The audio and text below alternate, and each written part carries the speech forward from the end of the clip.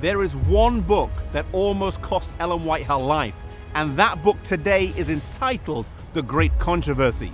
The origins of this book come to this rural area here, just outside the town of Bowling Green in the state of Ohio.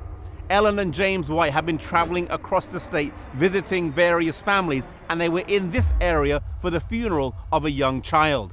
The funeral took place on March the 14th, 1858 in the Lovett's Grove Schoolhouse, which would have been located just across the road from here. During the funeral sermon, Ellen White received a vision that lasted 2 hours. Receiving a vision during the funeral of a grieving young family is not the ideal timing, but the truth that this vision would share would be vitally important to us today.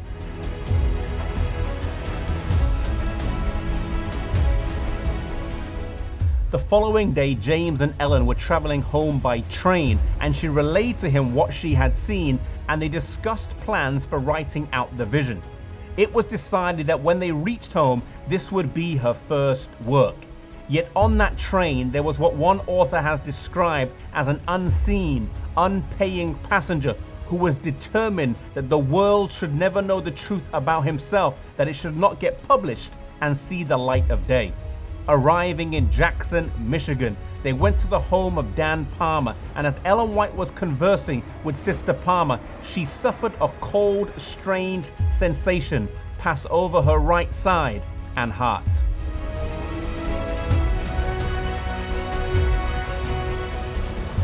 Those present earnestly prayed for her, and with a partially restored strength, she was able to continue her journey here to Battle Creek. Arriving back here in this house, she began to write, but it wasn't easy. Initially, she only had enough strength to write barely 1 page, and then she had to rest for 3 days afterwards. But as she continued to write and her strength increased, she was able to progress and finish the book. In June of that year, she received some light as to what happened in Dan Palmer's home, and she wrote, "I was shown in vision that in the attack at Jackson, Satan had intended to take my life in order to hinder the work that I was about to write, but angels of God were sent to my rescue." The unseen, unpaying passenger on that train did not want the world to know that he had been an angel in heaven, that he had fallen into sin, and that he was the cause of the misery in this world.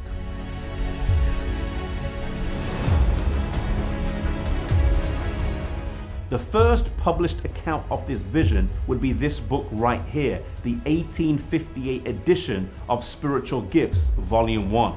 This would later be enlarged into the Spirit of Prophecy, Volumes 1 to 4, and then eventually to what we have today, a 5-part series entitled The Conflict of the Ages, of which the book Great Controversy is the last in the series. The great controversy between Christ and Satan would be a major theme in the writings of Ellen White, and also the motif by which Seventh-day Adventists would understand as key to unlocking Scripture.